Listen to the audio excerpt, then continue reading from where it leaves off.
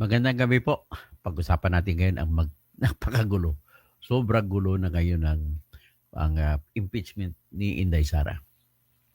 Ang sentro na pag-usapan natin, ang sentro ng ating pag-usapan sa ngayon ay yung pagkagulo kung ang mga bagong senador na halal ay pwede ba sila magiging judge sa impeachment ngayon? Yan ang tanong natin ngayon. Nasasagutin natin ito, pero presenta natin yung mga argumento ng mga kilalang mga tao patungkol dito. By the way, siguro mas nais kong sabihin lang dito, isa si Drilon. Ang kanyang sinabi naman ay pwedeng tumawid, pero walang klaro siyang walang klarong argumento. Ang sabi niya lang is, regardless kung sino ang mga bagong senador, ay obligado do sila sa Constitution. Ang sinasandalan niya ay yung sinasabi ng Constitution na kailangan daw mag-trial. Yan ang masusunod Constitution. Meron naman si Attorney Arman Ligutan na isa sa mga abogado sa impeachment na nagsampa. Ang sa kanya naman ay pwedeng tumawid. Ang kanyang binabasihan ay yung katotohanan daw na sa United States Supreme Court, ang kanilang, ay hindi Supreme Court, Senate, ay tumawid pa raw ang paglilitis sa kaso ni kagaya ni Clinton. Kaya sabi niya, tumawid sa bagong kongreso. Pero ang hindi niya lang binabanggit din, hindi niya kinumpara yung dalawang kongreso, kung dalawang senado. Senado ng Amerika at saka Senado ng Pilipinas. Yung Senado po ng Amerika ay 100 po ang mga senador. Sa 100 mga senador ay kada 2 taon ay nagpapahalal ang 33 na senador. Every 2 years. So, ibig sabihin, ang natitira na naupo pa rin, kahit anong mangyari sa eleksyon, ay merong 67 na natira. So, kung may 67 na natira, nang ibig sabihin nun ay nasa quorum yung natira. 100 ang total 67 na natira. So, ibig sabihin, 2/3 yun. Ang 2/3, so 2 sa kada 3 na senador. So, kung 2/3, sobra pa yun sa 50% plus 1. Kasi ang quorum ay dapat 60% plus 1. So, yan po ang sitwasyon yan. Sa Pilipinas naman po, pag tayo naman po maghalal every 3 years, 12 kalahati ang nawawala. Kalahati ang papalit. Pag umalis yung 12, ay wala ng quorum. 50% lang Ang may quorum para sa 24-member na Senate ay dapat may 13 senators para makapag-proceed ng kanilang business. Okay? So, iyan naman ang kaisipan doon.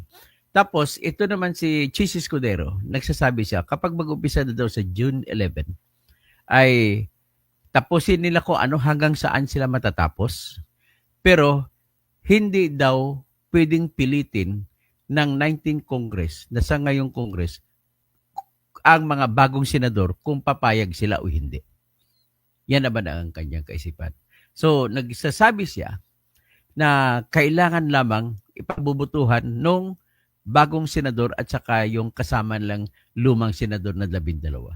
Magbuto-buto sila sa next Congress. Kasi ngayon, na Congress natin ay 19 Congress ang tawag. Sa sunod, pag umpisa ng July 1, ay 20th Congress na. In the same manner, yung kasama sa 20th Congress ay yung House of Representatives, 20th din. So earlier, nag-vlog ako na sinasabi ko, pag-usapan naman natin ang mga congressman. Ang tanong ko kanina, sa kagabi, ang mga congressmen sa 19th Congress ngayon, marami sa kanila nagpapahalal ulit. Maraming nanalo, maraming natalo, maraming napalitan. Pero ganun pa man, yung mga nanalo at babalik ulit ay pag bumalik sila, bagong House of Representatives na po yun. Hindi na po sila pwede masabi idudugtong. So, ibig sabihin, ibang opisina yung House of Representatives sa ngayon at iba ang opisina ng House of Representatives sa starting July 1.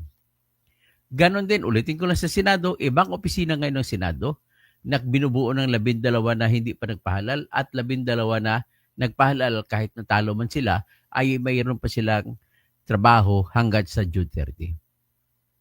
Ibig sabihin, sila pa pwede makabuto-boto. So, ngayon, ang argumento ni Chis ay hindi niya pwedeng pilitin, hindi niya pwedeng diktahan ang mga bagong senador na bubuo, bagong grupo ng senador na bubuo sa next Congress. Which is correct naman. Bawal ang dictatorship dito eh. Bawal ang sabihin mo, mamimilit ka kung ano. Para saan pa yung independence? Para saan pa yung kalayaan nila na bawat isa? Na magpapadikta lamang pala sila sa naunang senador nila. So, which is, ito na ngayon ang sitwasyon sa ngayon. Sa ngayon, nabuo yung mga sitwasyon nito, mga argumento na to, sapagkat po, ay klaro naman sa lahat, sa mata ng lahat ng mga stakeholders. Sa mata ng lahat na nagkiklaim na sila ay magaling sa constitutional law, pero palpak naman mga argumento, ay silang lahat po ay nagkakaisa na magulo talaga. Maraming nagsasabi na pwedeng yung kagaya ni Drilon, kagaya ni Atty. Ligutan, kagaya nung iba pa, ay pwede raw yung bagong kongreso na binubuo ng bagong senado ay pwede silang maghuhusga, magkikinig at maghuhusga sa kaso ni Sara Duterte. Yan ang sinasabi nila. Pero sa kabilang grupo naman, kasama din dyan si Senate President dating Senate President na Tito Soto, si Attorney Macalintal, at marami pang iba. Actually, pati si Drilon din nagsasabi na hindi na matutuloy. Ay nagsasabi na hindi na pwedeng tumawid. Kasi bagong kongreso yun. Kasi nakalagay po sa Senate rules ng kanilang batas na pag matapos na ang June 30, tapos na ang lahat po basura ay itapon. Hindi na nila dalhin pa sa sunod na kongreso. Kasama na dyan ang basura ng impeachment. So, yan po ang katuwiran. Ibig sabihin, lahat po ito ay sa totoo lang walang kasagutan. Hindi natin alam kung ano ba talaga ang sagot dito. Pero ako, meron ng akong opinion. Ang opinion ko ay sang-ayon din sa opinion nila ni Atty. Mac at saka ni Tito Soto. At ang opinion naman ni Chis Escudero ay sa gitna siya. Kung tatanggapin ng bagong senador yung kaso, pwede. Pero kung hindi, hindi. Ganun lang sa kanya. So, ngayon, yung mga nagprotesta naman na grupo, sinasabi nila na obligado ang Senado at halos mumurahin na nila si Chis Escudero lat-lat na hindi ginagawa ang kanyang trabaho at may pinoprotektahan. Sabi naman ni Atty. Ligutan na abogado sa third impeachment complaint nila na Gabriel Bordado, sabi niya, gano'n naman talaga kapag ayaw maraming dahilan. So, yan ang mga naglalaban-laban ngayon. Kung ako naman tanungin ninyo, sa gitna po ng kaguluhan at sa gitna ng katotohanan na hindi natin alam kung ano ba talaga, ang lahat po ng kaguluhan at sa katotohanan na hindi natin alam kung anong ibig sabihin, lahat po yan ay ireresolba pabor sa akusado. In the same manner, kasi parang criminal case din ito, although hindi ito political activity ito. So kung sa akusado lang na totoong akusado sa mga korte, kung malabo ang batas, kasi pinag-usapan natin malabo batas eh. Kung malabo ang batas, ay ibibigay ng korte ang pabor sa akusado at ideklara ng korte na acquitted or absuelto ang akusado. Halimbawa, may tanong, sapat bang ebidensya o kulang? Pag magduda ang korte kung sapat ang ebidensya, absueltuhin niya yung akusado. So in this case, kung ano man ang pagdududa, kung base sa ebidensya or base sa batas. Kung malabo ang batas at malabo rin ang ebidensya, ay ibabasura. Ang tawag niya ko sa ebidensya naman, ang na malabo, malamang nagkapantay-pantay ang kontra at saka depensa. Kung gano'n ang tawag namin dyan, equipoise. So equipoise, equal ang strength ng ebidensya pang kontra at ebidensya pang depensa. Ang tawag namin dyan, kapag equal, automatic, acquitted, absuelto ang akusado. Ang tawag namin dyan, equipoise doctrine. So in this case, ang hindi pa tayo dumako sa kung malabo bang ebidensya labang kay Inday Sara o hindi. Ang pinag-usapan natin sa ngayon ay batas. Ano ba talaga ang batas? So, sabi ni Drilon, pwede dahil nag-utos ang konstitusyon na forthwith. Ano ibig sabihin forthwith? Kagad-agad. Pagdating naman kay Chess Escudero, ang forthwith, may reasonable basis pa. Kung reasonable na forthwith. Tapos, ang sagot naman, may isa namang tanong, kung sa argumento naman ni Drilon na gano'n, forthwith, at yan yung argumento ng ibang abogado, ang sagot naman ni Chess Escudero dyan, ay hindi mo kami pwede mautos-utusan. Paano kung minaniobra lang yan? Ang kaso, wala naman palang laman. Pinirmahan lang ng mahigit 106 na congressmen. Wala naman pala laman. Puro man nag-invento. Di, kailangan usisain namin yan. So, hindi kami pwede kasama din sa amin ang trial. Kung ako naman tanongin mo, pag sinabi ng Constitution na trial shall proceed forthwith, tingnan natin ang sabi ng Constitution para tayo ay patas. Ito.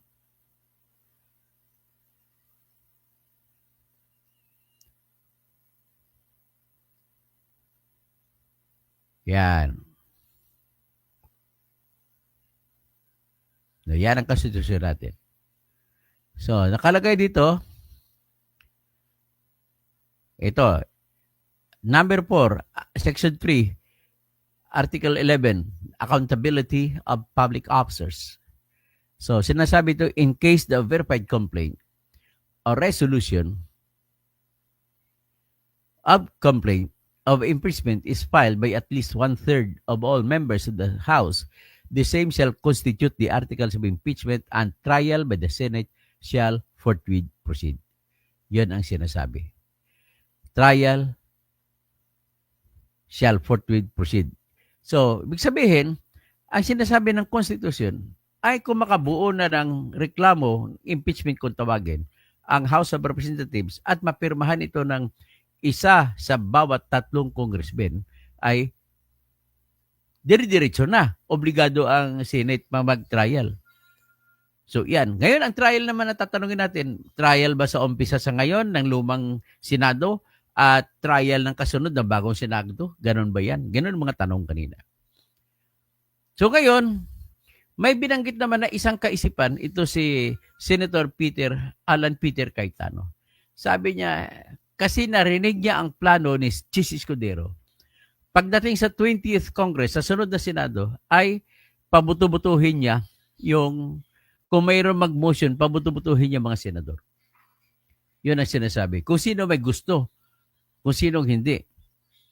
So ngayon, ang pag magtawid na pabuto-butuhin, ayaw naman ni Peter Cayetano. Kung ano man ang dahilan niya, hindi maliwanag. Pero ang sa kanya, siguro lamang ayaw niya maulit sa panahon ni Erap na kung saan nagbuto-buto, kung saan 11 mga senador ay bumoto 11-0.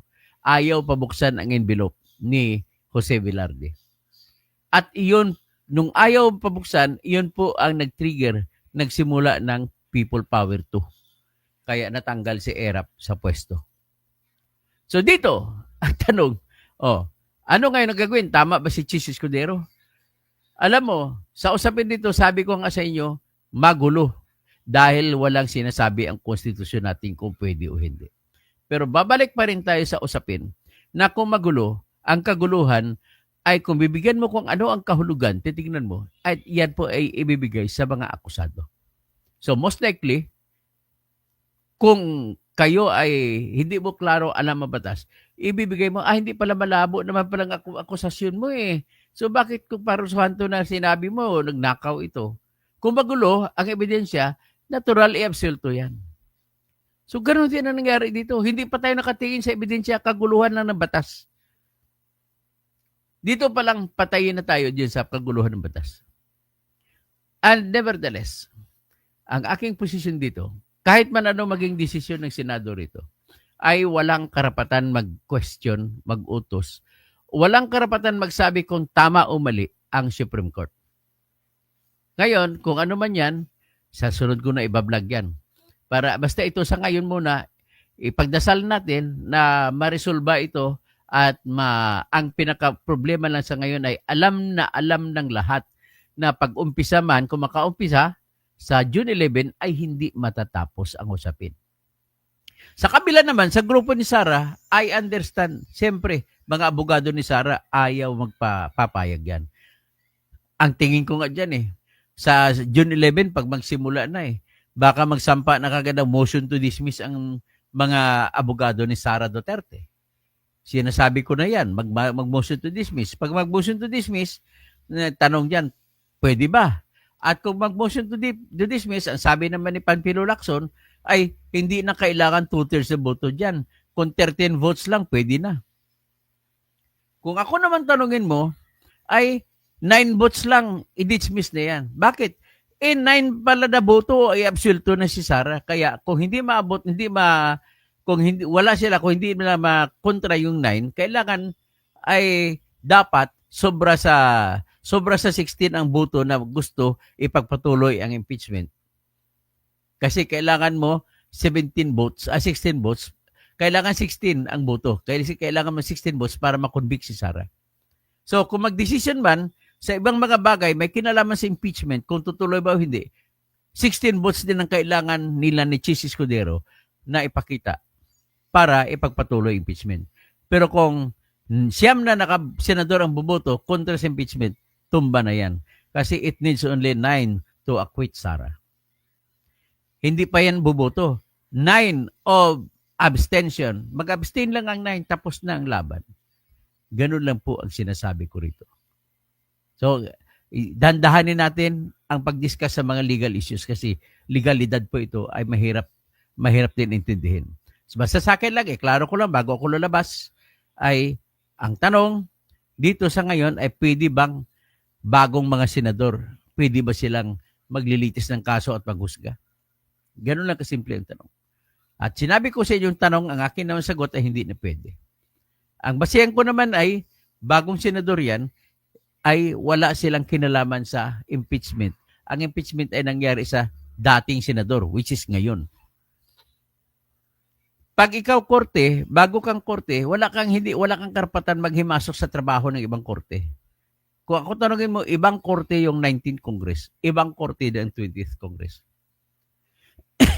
So, may pag-usapan pa dyan na isa pang legal, which is yung, sabi ko, ang ground sa motion to dismiss, yung ang number 1 na fatally defective verification. Sa verification ng mga 215 congressmen na pumirma, ay hindi nila diniklara na nabasa nila ang reklamo ng impeachment at hindi nila diniklara na nakita nila ang lahat ng ebidensya. At hindi rin nila diniklara na kung nabasa nila at naintindihan ay alam nila ng personal ang lahat na nabanggit doon. At hindi rin nila diniklara na ang lahat na nabanggit doon ay totoo. Yan ang verifikasyon. So ngayon, sa totoo lang, kung ako naging abogado nito ni Sara Duterte, ang gagawin ko lang patawag ko lang lahat ng 215 na pumirma. Isa-isahin ko sila tanong doon sa harap ng Senado sa impeachment court. Malalaman mo pag hindi na nila alam ang sinabi, ano bang nabasa mo? Number 1, anong nabasa mo? Ano nakalagay sa number 1? Number 2, number 3, number 4. O kahit simplihin na lang natin, anong nakalagay sa Article 1? Anong nakalagay sa Article 2? Sigurado babagsak ito. Kasi ang pumirma nito 115, hindi binigyan ng sapat na panahon na bumasa. Ang naging interest lamang nila bago sila pumirma ay pera. Makakuha sila ng 150 million na para sa proyekto nila. At true enough, ginamit nila nitong nakarang eleksyon. Kagaya kay Estela Luz Kimbo na nakikitaan ko, nakakuha ako ng nakatanggap ako ng mga ebidensya. Mga pinamigay na pera. Nakalagay AX at saka AKAP. Pero may pasabay na pangalan ng kandidato. Ganun po yun. Kaya ladies and gentlemen, magdasal po tayo na mananaig ang desisyon na mananaig na malapit sa gusto ng Panginoon. Yun lamang po ang ating pag-asa rito. So, shout out na lang tayo sa kay Helen Bagyo, nauna pa to, gandang gabi po. Naimbang Rabim. Tapos si Napoleon Tinapay, guilty kasi siya haharap sa impeachment trial. Sino pong guilty? Ay, hindi pa natin masabi si guilty o hindi. Atin lang, mag-opinion lang tayo kung guilty o hindi. Violeta Valerie Serna, Elenita Maglagi pala. So, Daddy Post, mabait na pugi. Okay, great news. Toto, Amil, Muti Talib. Sir Toto, debate kayo ni Attorney Canusa. Sige, ano ba? Pakinggan ko yung sinabi ni Attorney Canusa. Sir Toto, assalamualaikum. Alaikum assalam. Debate kayo ni Auntie Claire. Oh, habori ko na lang kayo sila. Imor Nibal, shout out po, Engineer. Magandang gabi po. Manuel Toribio, Ricky Paguyo, good evening. Idol Doc, Attorney Engineer Toto, Kausing, nanonood mula sa Quezon City. Tapos, letter D apostrophe. Kasalanan ng Congress yan kasi pinasa ang impeachment. Tama nga, last minute na Dapat ipinasa nila mga noon malang October para walang problema. Sinadya niya kasi ni Tambaluslos kasi kulang sila sa ebidensya na binasa akong reklamo, kulang. Opinion ko lang yan huwag kayo magalit sa akin. Nagtataka ako bigla ito naging hindi po ako DDS PM Ikaw lang siguro ang DDS pero ang problema sa UPM lahat na lang basta nakapabor kay Duterte ang batas mali na sa'yo. Nakatingin ka kasi sa tao, tingin po kayo sa batas. Huwag po kayo tumingin sa tao. Okay? Wala tayong patunguhan ang bansa natin. Tao lang kayo nakatingin. Emily, gusto naman ni BP Sara na matuloy ang trial para mailabas niya ang hawak niyang pasabog. O, tama nga naman. Yan naman ang impression ko. Actually, ang impression ko lang to, hindi ko ito konklusyon na si BBM din ang ayaw dahil lalabas ang ebidensya laban sa kanila. Avelina Manalo, constitutionally mandated ang impeachment hearing sa 19th or 20th Congress, acquitted or convicted, impeachment must proceed. O, yan naman ang opinion ni Avelina Manalo. Amil Muti Talib, hindi yan DDS ito. May basihan yan. Paano pa, kung tinira ko pa, bakit ko pa tinira PM si Baste sa kanyang pananampal at saka pangbubugbog kung DDS ako. Tapos, Philemon Tamba, kung may misunderstanding sa batas, ang importante itong lang po ay kung ano ang ikinabubuti sa bayan. Hayaan na lang ba na hindi may imbestigahan ang posibleng paglustay ng 125 million sa loob ng 11 days? O yun. Paano naman po ang paglustay ng 150 million bawat isa at kabuuan yun ay 32 billion 280 million sa tinanggap ng bawat congressman na pumirma sa impeachment. Sobra pa sa paglustay po yan, Philemon Tambo. Ano gagawin natin dyan? Alangan naman natin ang akusa lang ang papayagan, ang inakusa lang ang i-convict natin. Paano naman ang akusa? Hindi ngayon na pag-usapan sa Congress ang rules of impeachment, basta pirma na lang. Yun nga, tama nga po. Mark Enzo McLaren, fake news ka, huwag kang pakalat ng fake news. Anong fake news dyan? Sabihin mo, Mark, para naman maniwala ako sa fake news ako. Banggitin mo kung anong fake news, ha? At saka kung may banggit ka ng fake news, pakitaan mo ng pruweba na fake ako, ha? Okay? Ma'am Bukarrier, assalamualaikum. Alaikum assalam. Tapos sa umpisa pa lang, sablay na yung impeachment. Di ba? Dapat nagbase sila sa unang pinasa noong December. Dapat yan, noong December pa lang, para umpisa na. Kung inumpisa noong December, wala na, tapos na impeachment kayo. Amil Muti Talib, Philemon Tamba, Kuwa, Kabao, Nepaka. Mary Jane Andrade, Kuya, congrats mo po ako. Napasa ko po ang license ko dito sa Japan. Wow, congratulations licensed. Okay, Mary Jane Andrade. Okay, sa'yo ang pulutan, sa'yo ang inuman. Philemon Tamba, mamamayan lang po. Robbie Bergs Blas, Jolie Duterte, Anali Catalunya Reyes, good evening, Pariente Attorney Engineer Toto Tirador, salamat Parente. Elenita Maglaki, sana po matapos ng gulo sa bansa natin. Motor Jack, bakit ayaw ka nang banggitin ni Enzo Recto? Bilang bunyog, ayaw niya na ba sa'yo? Ay, hayaan mo na si Enzo, may sarili namang opinion yan. Pabor ako sa inyo, parehas kayo ni Attorney Guanzon, maayos sa batas yung mga sapin nyo. Elenita Maclake, yung tatlong sobre galing kay Lisa Marcos. Opo, galing kay Lisa Marcos yun. Sabi ni Sara. Kasi sabihin ko ng ganun kasi para fair tayo. Ma'am Babu Carter, yan ang gusto ko kay Dr. Toto na ayon lang sa batas. Diony Laguador, good evening po Dr. Toto Kausing. Opo, kung mga punto ninyo base sa legal na opinion watching from Dubai, UAE. Salamat po. Elineta Maglaki, sabi ni VP Sara, tatlong sobre galing kay Lisa Marcos. Ayun, malalaman natin yan pag lumabas, pag tumuloy-tuloy impeachment. Renato Solomon, Toto Housing is belong to 31% independent na politician leaning just the truth. Okay, tama po yan. Sa independent lang tayo. Mango, numbers game yan at hindi base sa legalidad. Tama po kayo, Mango. Yan po ang tinatanggap ng lahat. Kaya nga, live ako mamaya o bukas patungkol sa numbers game. Okay? At ang title ko, hindi pwedeng makialam ang Supreme Court sa Senado pagdating sa impeachment. Maraming salamat po sa inyo lahat.